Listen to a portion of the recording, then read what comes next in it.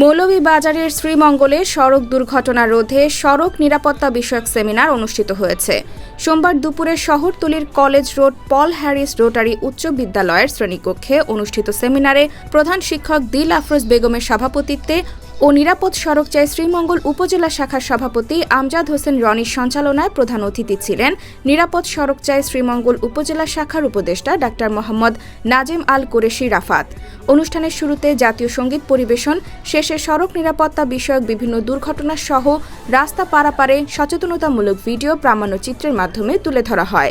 সেমিনারে বিদ্যালয়ের সকল শিক্ষার্থী, অভিভাবকবৃন্দ, শিক্ষকবৃন্দ সহ নিরাপদ সড়ক চাই এর সকল সদস্যবৃন্দ উপস্থিত ছিলেন। ড্রাইভার ফোনে আলাপ করছে, বিভিন্ন ধরনের দুর্ঘটনার সম্মুখীন ওই হেলমেট ব্যবহার সম্পর্কে সচেতনতা। এটা তোমাদেরকে এই যে একটু আগে বলে গেল আমাদের রাফাত সাহেব বলল, তোমরা তোমাদের বাবাকে যদি অনুরোধ করো, বাবা তুমি বাইরে বের হচ্ছ, ভাইকে যদি বলো বাইরে বের হচ্ছ, ঠিক আছে বাইক নিবে, তুমি হেলমেট নিয়ে যাও। বোনের কথা ভাই ফেলতে পারে না, বাচ্চার কথা, সন্তানের কথা বাবা ফেলতে পারে না, একদম বাস্তব সত্য। তাহলে তোমার ছোট্ট একটি অনুরোধ তোমার বাবার, তোমার ভাইয়ের জীবনের জন্য অনেক বেশি নিরাপদ হয়ে দাঁড়ালো। তুমি বাজারে যাচ্ছ কিংবা মসজিদে, তুমি হেলমেট অবশ্যই ব্যবহার করতে হবে। কারণ হলো এই হেড ইনজুরি থেকে কিন্তু মানুষ কমপ্লিটলি রিকভারির চান্স মাত্র 1%।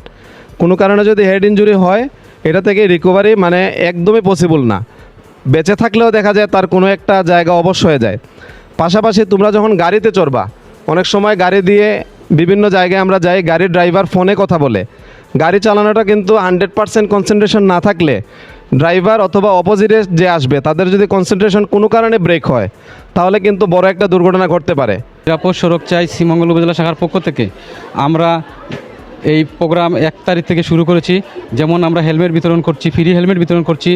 তারপরে আমরা এই বিভিন্ন সচেতনতামূলক লিফলেট বিতরণ করছি। বিভিন্ন বিদ্যালয়ে আমরা শিক্ষার্থীদেরকে নিয়ে শিক্ষার্থী সমাবেশ করছি।